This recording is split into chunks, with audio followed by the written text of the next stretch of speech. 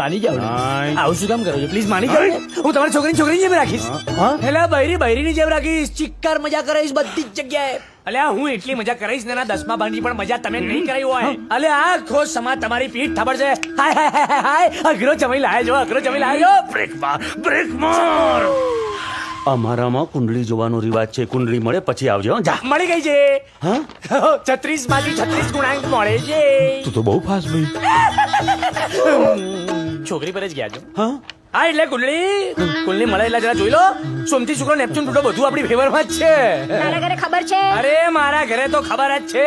ક્યારના બધા લોટામાં ચોખ્ખો ભરીને રેડી બેઠા છે.